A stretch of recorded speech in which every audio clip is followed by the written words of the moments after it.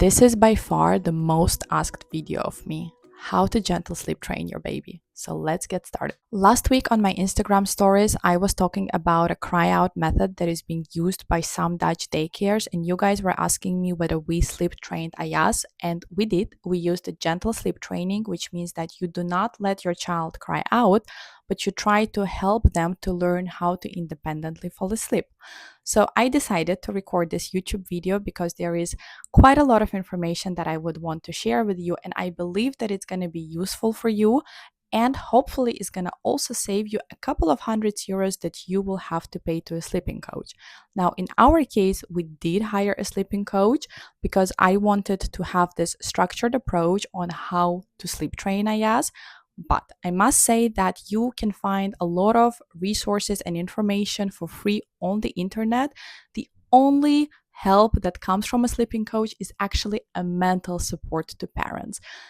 The process can be quite hard on the mother, especially if you're being busy with your child for 2, 3, 4 weeks trying to teach them how to sleep. At some point, it might start hitting you really hard. And if you have someone as a sleeping coach to actually support you, that's where they come in handy.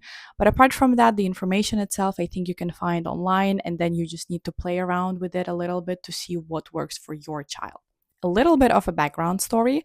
We were sleep training Ayaz when he was 4 to 5 months old. And the earlier you begin, the easier it is on you. Because let's say if your toddler is already 1 or 1.5 years old, of course, they're more conscious. They are already used to specific routines, how you put them to sleep. So suddenly changing everything can be a bit more difficult. And probably it's going to just take you longer. You can still achieve that, but it's just going to take you maybe 3 weeks instead of a 1 week if your baby was like 2 or 3 months old. But irrespective of that, I think the framework that I'm going to share with you today will be helpful at every age. So let's get started. Step one, you need to establish a good, consistent routine. And what I mean by that is that it's not that every day you put your child to sleep or daytime, nap in different manners. What you need to do is you need to establish clear steps that the child will start associating with going to sleep.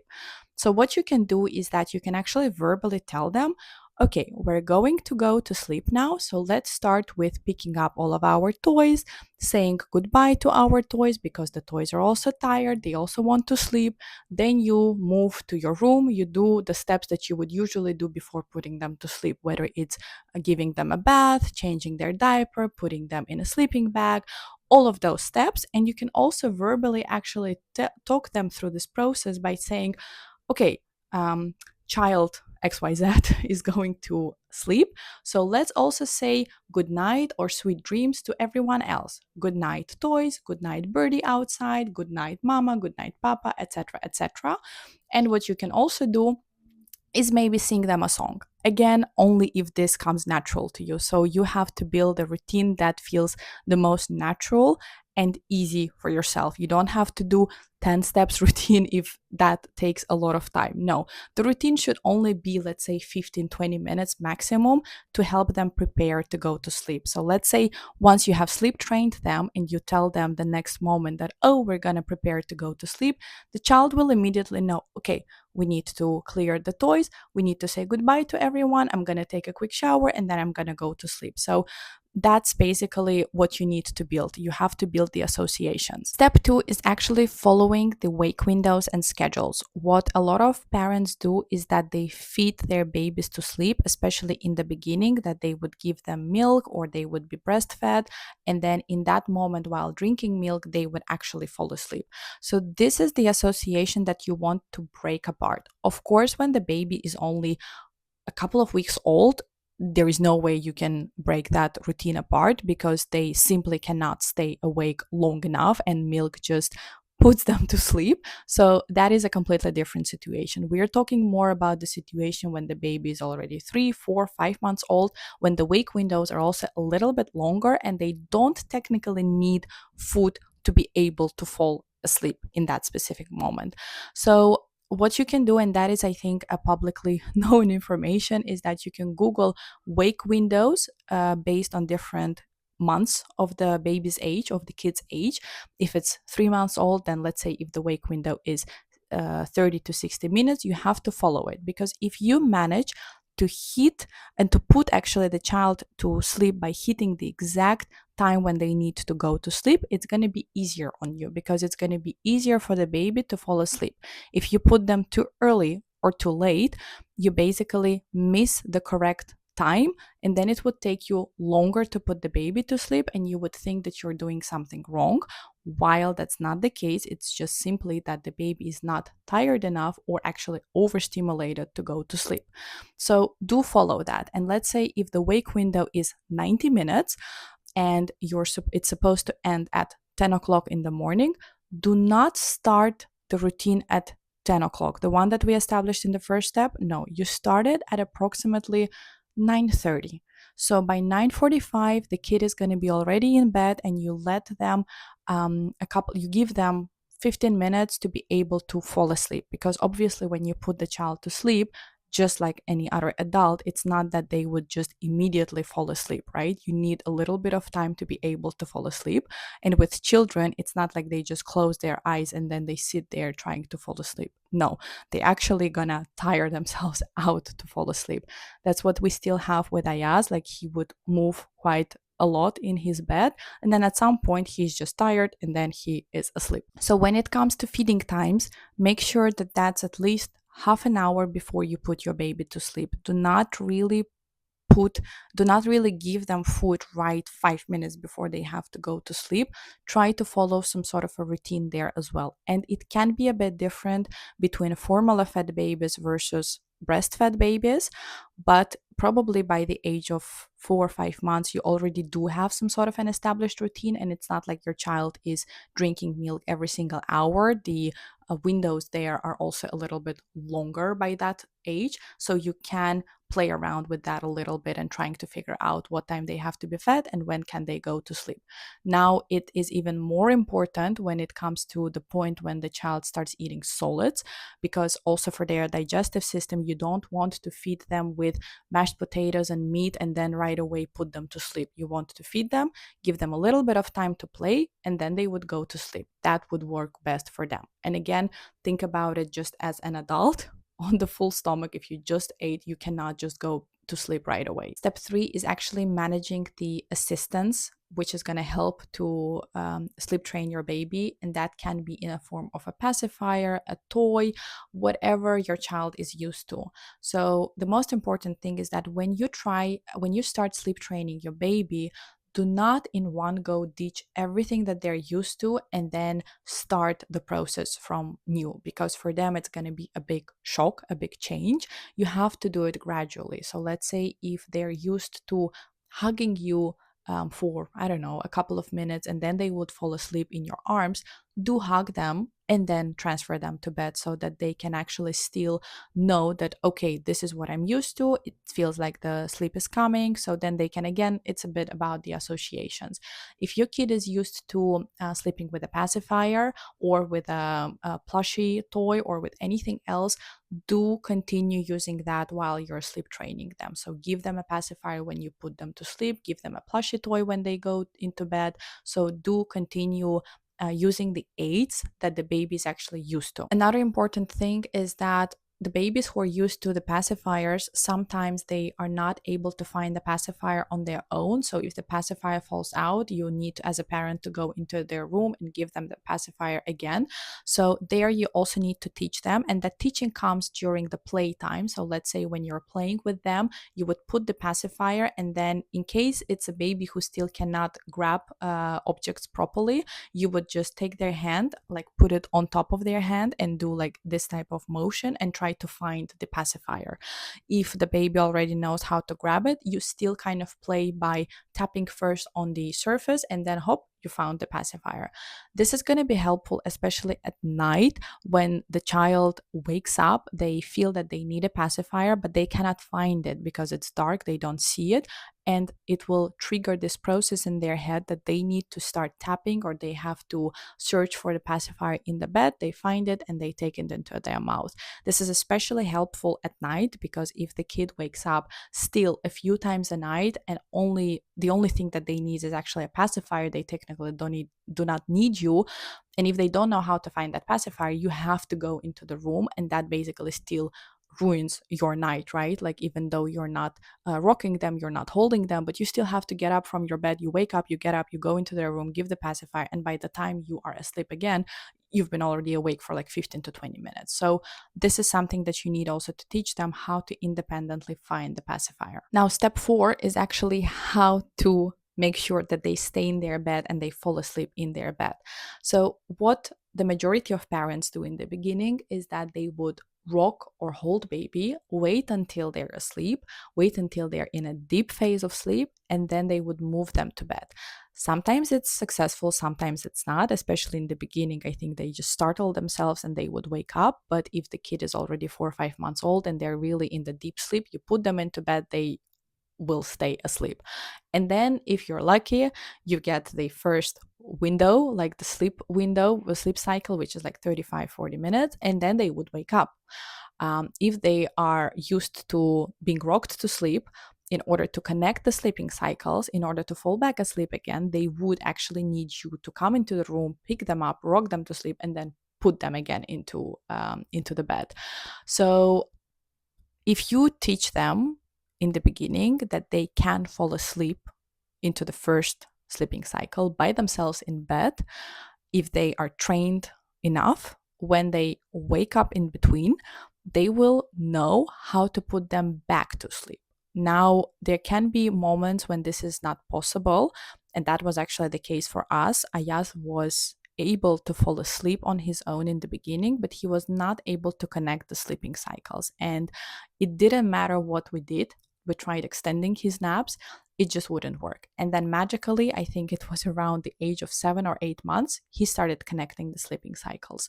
So it's also a lot about actually feeling your child and knowing how they sleep and how their sleeping routine looks like.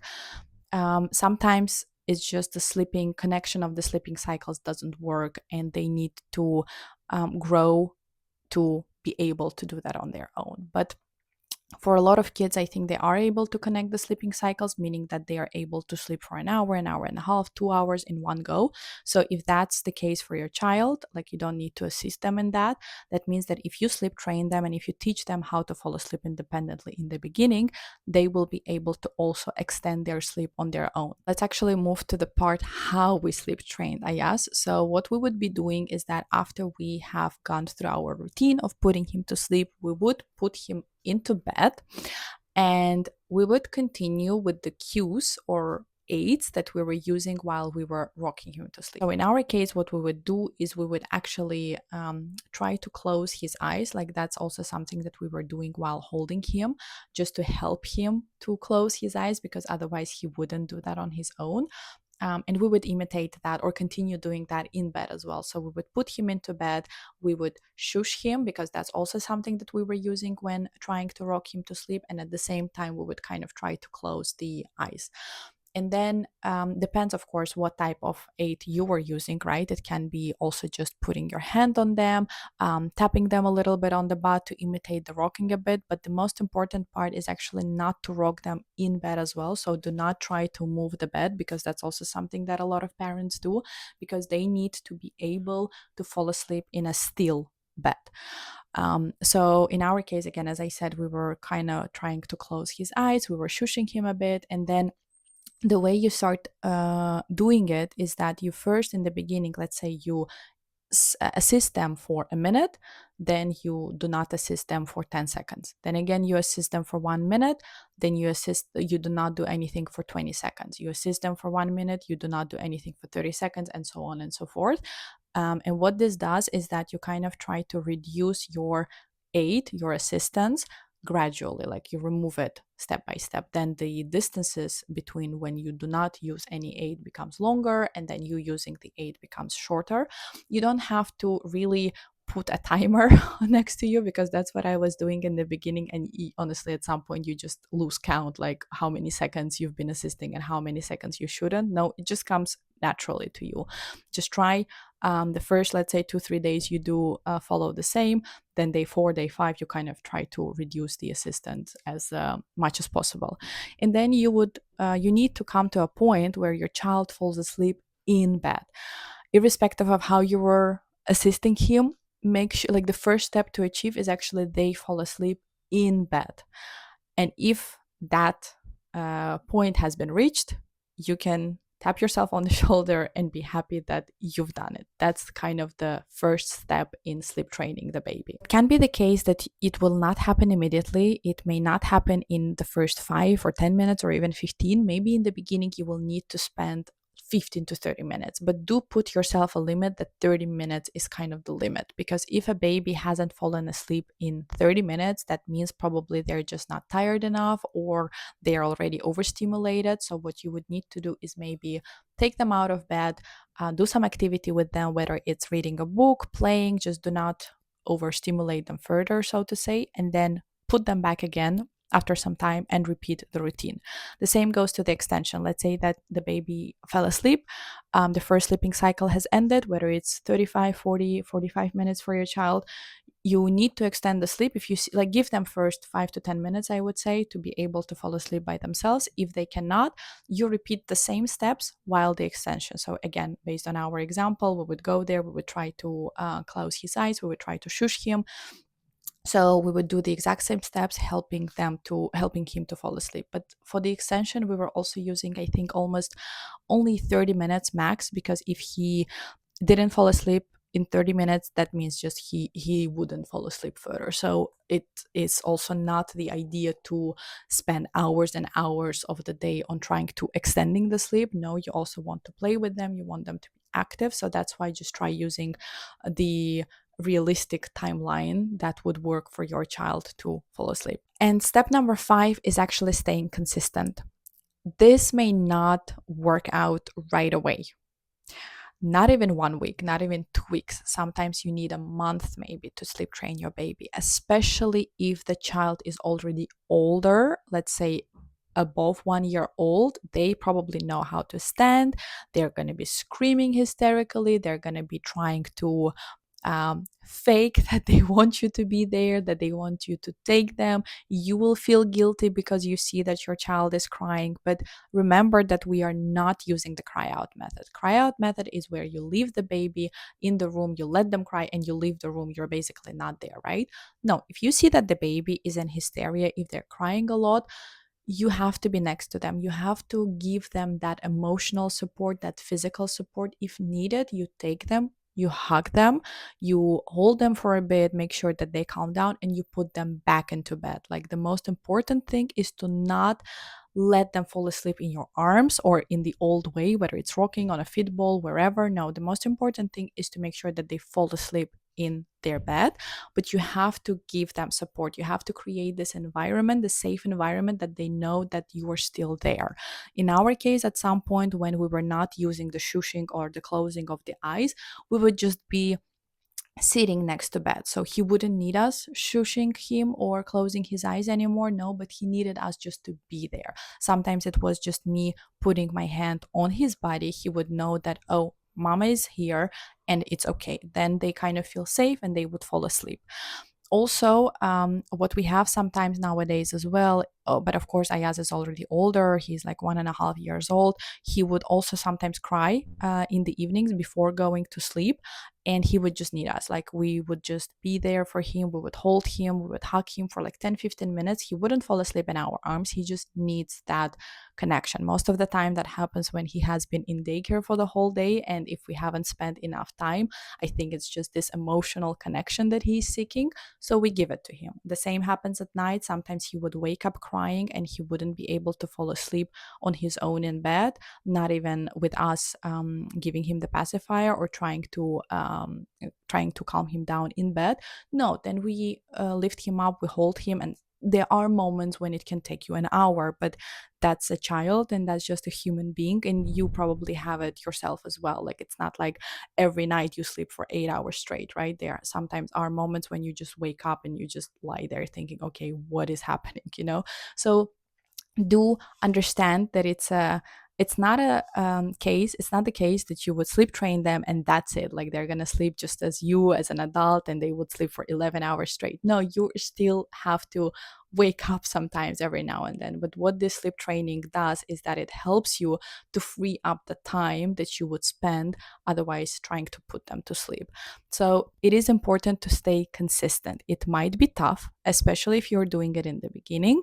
Also, you as a mother, you're like on hormones, on emotions. It is tiring. You're standing there for half an hour, the kid is not sleeping, and then you're thinking, oh, I've been doing it for so long, what am I doing wrong? You're not doing anything wrong. It's just every child is different and it takes time. They are used to a specific way of falling asleep, especially in the beginning. They want to be there with your mother, with their mother, but just learn that to give them time, like, and to give yourself time. Okay, like, also maybe another advice is to split this with your partner as well, or with a nanny, a grandparent, whoever is there for you to help, that they can also take over in the moments when it's difficult for you. And one thing I actually forgot to mention is that everyone in the household who is putting baby to sleep need to follow the same steps. So if you as a mother, you're first collecting the toys and then singing and then putting to sleep, the father or the grandma or the grandpa, anyone has to do the same. Like, everyone has to do the same. It doesn't matter which language they do it in, but the steps have to be the same because the baby needs to get used to it. Here we're going to make a bridge to daycare, because daycare is a bit of a different situation. They don't have enough people to kind of follow the exact same routine that you're doing at home, right? So that's why it's actually important that you sleep train your baby before they go to daycare, because if they are able to fall asleep on their own at home, it will still take them some time to be able to do that at daycare, because it's a new place with new smells, with new mattress. Like, it's a completely different environment for them. But at least the first week or two that the carers are actually there to help your child, because that's the window that they allow to mimic the routine that you follow at home, it's going to be easier also for them. Like, all they have to do is probably just sit next to your baby, make sure that the baby knows that they're not alone, but at least they don't have to rock them to sleep. Because I've been hearing from so many mothers that, okay, I'm rocking my baby to sleep at home, I put them to daycare, and then at daycare they don't do that, or they did it only for once and then they put the baby into bed and they use the cry out method. Yes, I think the cry out method is a horrible method to sleep train your baby. But from the other side, if you only have 3 carers for a group of 12 kids, they simply do not have enough time and hands to sit there with your child trying to rock them to sleep. This is something to check, obviously, during the rondleiding when choosing daycare, but they can tell you one thing during rondleiding and it's a completely different thing in reality, like what they do. So this is important for you as a parent. It is on you as a parent to make sure that your child is able to independently sleep before you put them to daycare. It's going to be easier on you mentally. You will know that your kid is not crying there. It's going to be easier mentally on your child. They will be already used to falling asleep, and then it would take them only like a week or two to get used to the new environment. And it's going to be easier for daycare as well, because then they don't have to worry about how the kid is falling asleep. So this was, I think, a 5-step routine on how we sleep trained Ayaz. Again, he was 4 or 5 months old, so maybe it was a little bit easier for us to do that, as opposed if we were to sleep train him now. But I still believe that you can follow the same steps at any age of the child's life and sleep train them. Again, if you're not able to do that, let's say if you've researched a lot on different techniques, if you followed all of the steps and the kid is still not falling asleep fully, then of course consider hiring a sleeping coach. Maybe they can give you some more tips or advice, and most importantly, mental support to you. But do try this first at home and let me know how it is actually for you. Also, if you have already sleep trained your baby, then please share with me in the comments which method you used, and maybe there are some other tips that you can share with fellow mamas who are now in the process of sleep training their baby and who would find this information useful. So let's just share this with everyone. And yeah, I hope this video was helpful for you, and I'll see you in my next video. Bye bye.